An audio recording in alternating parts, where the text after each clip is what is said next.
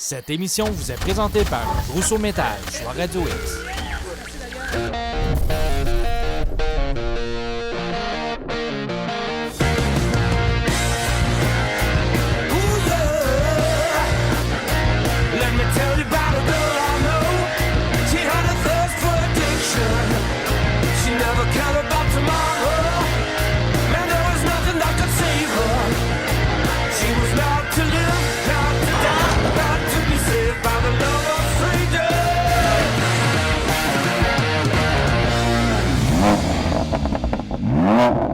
Hey, salut la gang, Martin d'Anjou, bienvenue à Festrike.tv, Sarah Charbonneau encore dans les bois pendant que le loup n'y est pas.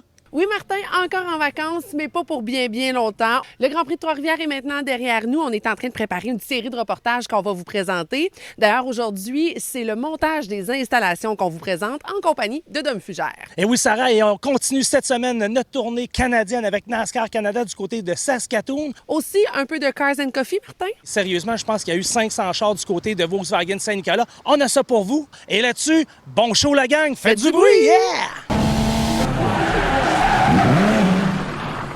Car and Coffee, de tout pour tous les goûts, vous le voyez, hein, c'est intergénérationnel. C'est de passer au suivant la passion de l'automobile. Aujourd'hui, on est chez Volkswagen Saint-Nicolas on est dans le milieu de saison des Car and Coffee 2024. Il y a du monde au pied carré. Festrike.tv est là pour vous. Les meilleurs moments maintenant à Festrike.tv. Car and Coffee, Saint-Nicolas Volkswagen.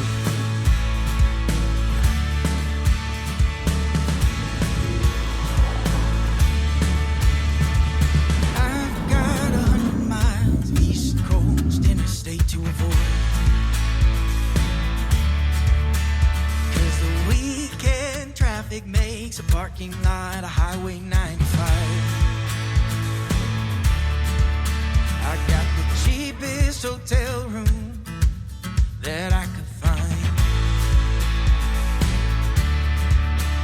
Gonna save my money and stay with her one more night. 'Cause at the end of my drive,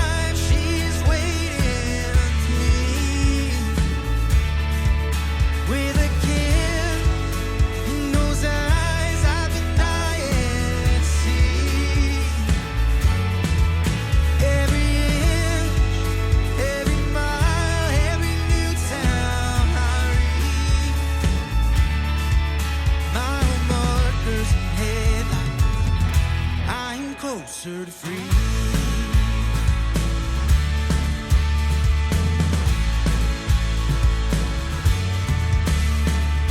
Richmond in the rear view, trying not to count the minutes down.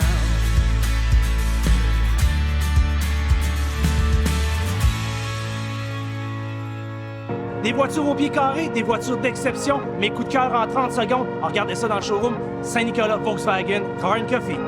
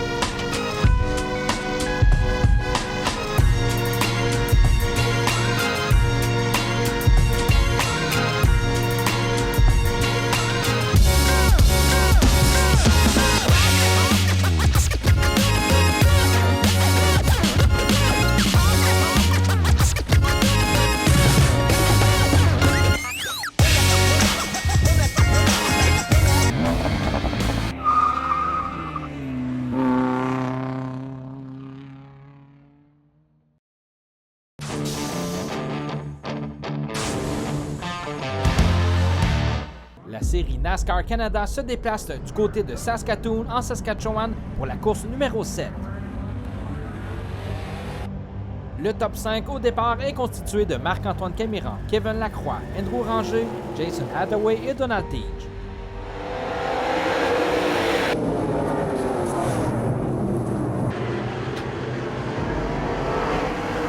En début de course, on surveille le duel Camiran-Lacroix et Dilly Hathaway.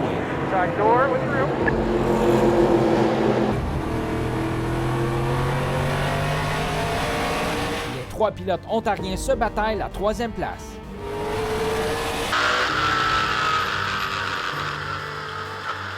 Les coéquipiers Andrew Ranger et Kevin Lacroix tentent de faire leur place à travers les retardataires.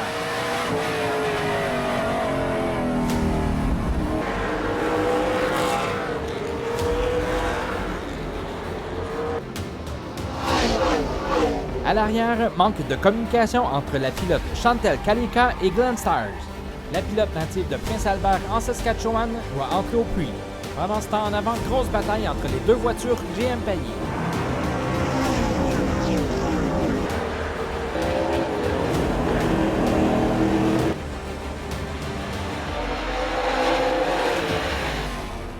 Visiblement plus rapide, Andrew Ranger tente de prendre la place. There you go. Clear. All clear. Tucked in with you. All clear. He was more worried about bumping you. All clear. Clear by one. Driving away. 25 to go. Moins de 25 tours à faire. Malheureusement pour le vétéran Donald Tige, une crevaison vient gâcher sa course.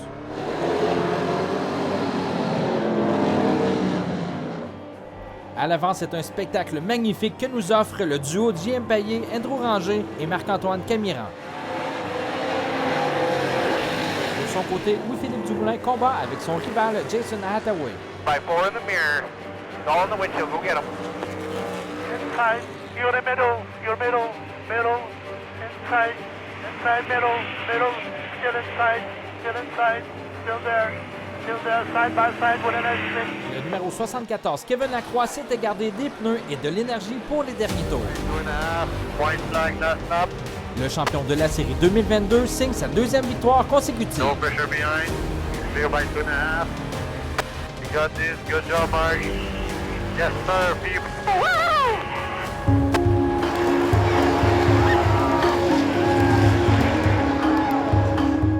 Ouais, écoute, c'était pas une soirée facile. Il faisait très chaud, humide.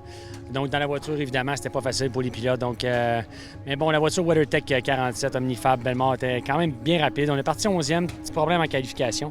Réussi à remonter à P4, très satisfait pour l'équipe. C'est des bons points. Il nous en manque encore un peu pour aller chercher le premier. Je dirais un dixième et demi au tour. La voiture était lousse aujourd'hui, donc survireuse. Donc, c'était pas facile à conduire, surtout dans les conditions, mais quand même très satisfait pour l'équipe. Puis à la prochaine course à Edmonton, la semaine prochaine.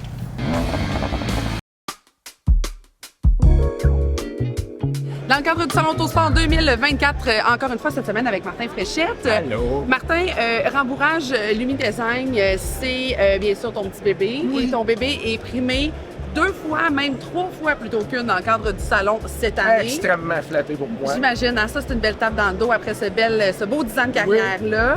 Et là, le Power Wagon qu'on a derrière nous, premièrement, bestiole qui vaut le détour, mais c'est le travail de rembourrage que tu as fait à l'intérieur. Et on dirait que qu'on en parle, de le voir de plus proche, moi ça me fait réaliser que non, t'es pas juste un rembourreur, t'es j'ai envie de dire une couturière, un designer, un électricien.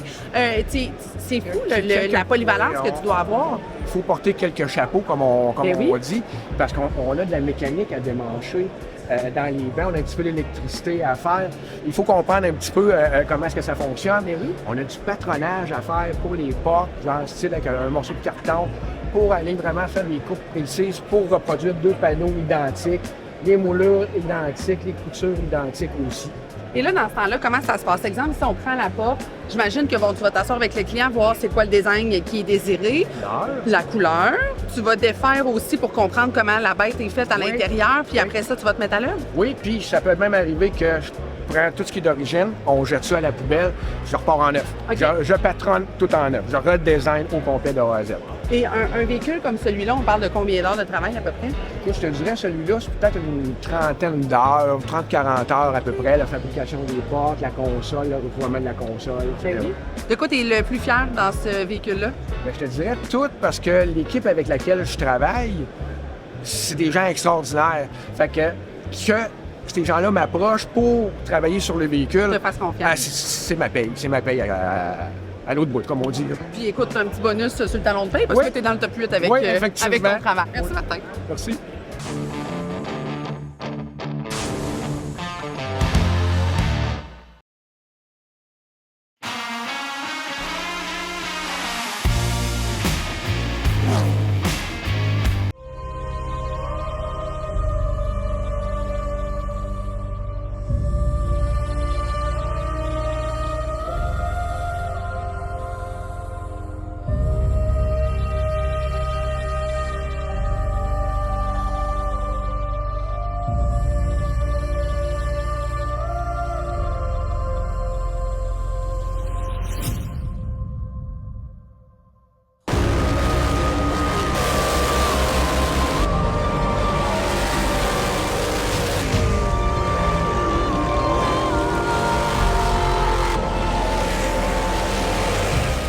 green from Joe Chris, and the Lumberjack Swing 2024 takes the green at Autodrome Granby. Un point de cap, Williamson ferme la porte, et Mahini devrait accrocher au muret. Bien en haut, regarde ça de très près, M. Serge Desjardins, qui a relevé sans jamais le tour sur l'hiver. Le voilà, la plus grande victoire de sa carrière, David Hébert, l'ombre de l'Autodrome Granby. Quelle victoire signée David Hébert!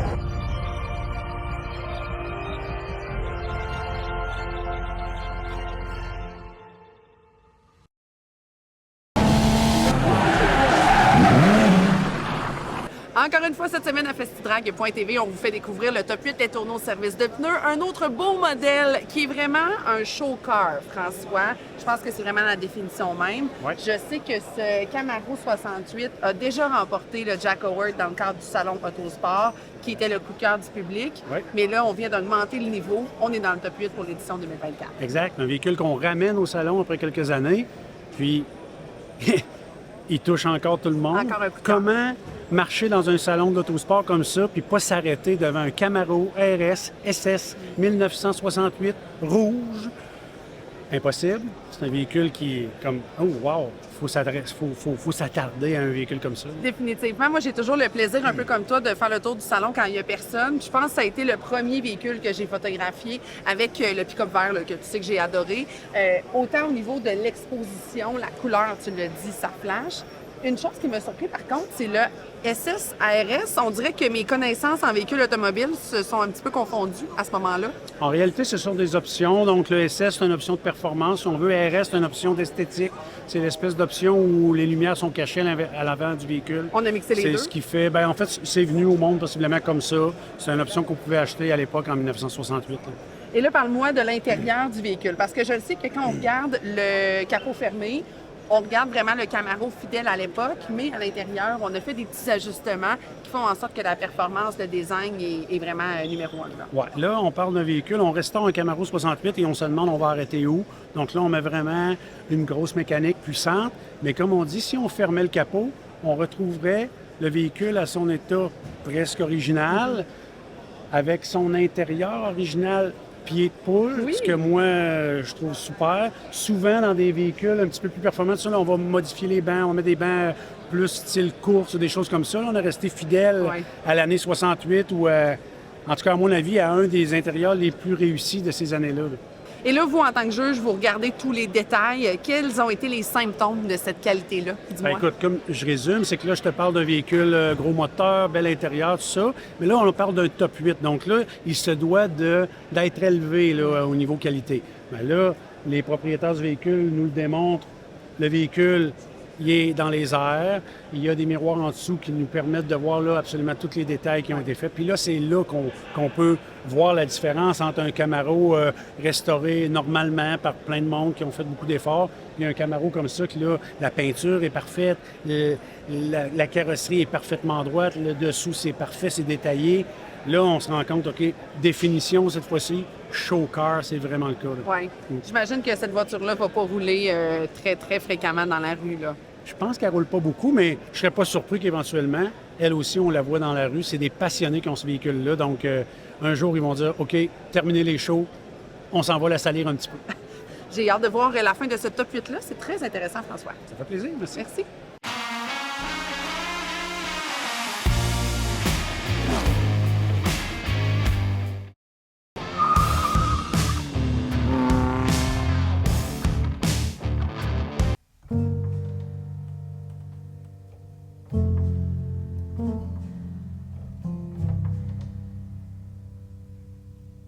On est allé voir la préparation des pilotes, on est allé voir la préparation des familles, on est allé voir la préparation des voitures.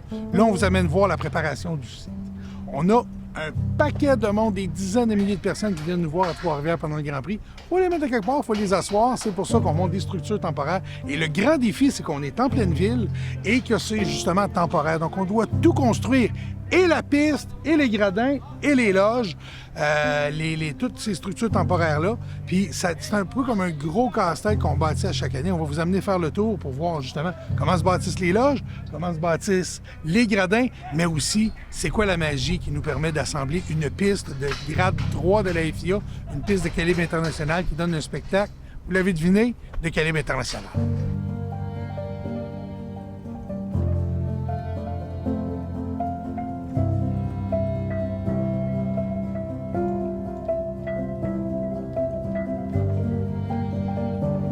On est supposé d'avoir, ce matin, on est supposé d'avoir un transport aux alentours de 9h. Fait qu'on va voir si on va l'avoir. Ça, c'est le restant des allumas. Il va y avoir un paquet d'allumas qui manquait. Fait que ça va être la même routine. Ça va ressembler à ça. Fait que là, on va commencer nos stretch, les boys. Ouais. On les regarde, ils n'ont pas l'air d'athlètes.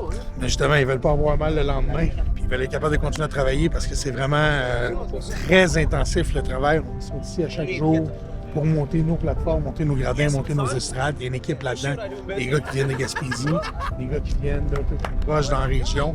Puis ils sont habitués de monter des sites industriels, ils sont habitués de monter de la construction. On les amène dans l'événementiel, c'est complètement une nouvelle bête pour eux autres. Ce qu'on aime là-dedans, c'est qu'ils travaillent avec beaucoup d'enthousiasme.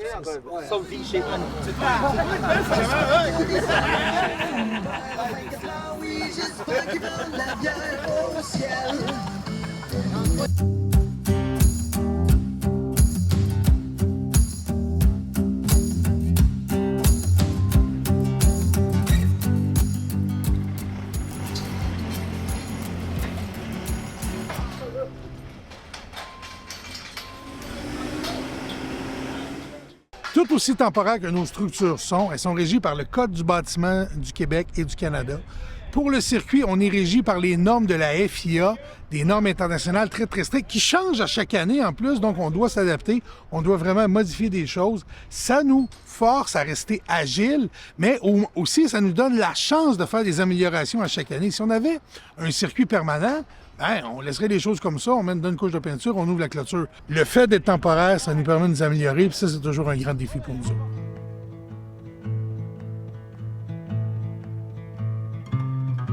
Hubert Cliff, qui est notre coordonnateur au montage des gradins, des plateformes, partout où on a du monde, c'est un peu la responsabilité d'Andrew. En plus, des tours de caméra, il faut installer des téléciné comme nous autres. Andrew, ça fait depuis 95 que tu es au Grand Prix. Tu as monté ces structures-là avec ton entreprise pendant quoi, 15 ans? À peu près? À peu près 15 ans, oui. Puis là, tu reviens avec nous autres pour aligner les équipes qui sont ici, parce qu'on a décidé d'aller dans une direction différente avec 4 entreprises même qui nous aident à monter ça dans un temps record. Comment ça se passe à date cette année? À date, depuis qu'on est arrivé, ça va super bien. Il y a 3-4 entreprises qui sont ici. Il y a beaucoup plus de main-d'œuvre par semaine que d'habitude qu'on avait avant. Et ça va super bien. Les équipes, toutes se montent en... Même si d'après moi, ça va être monté dans un temps record cette année.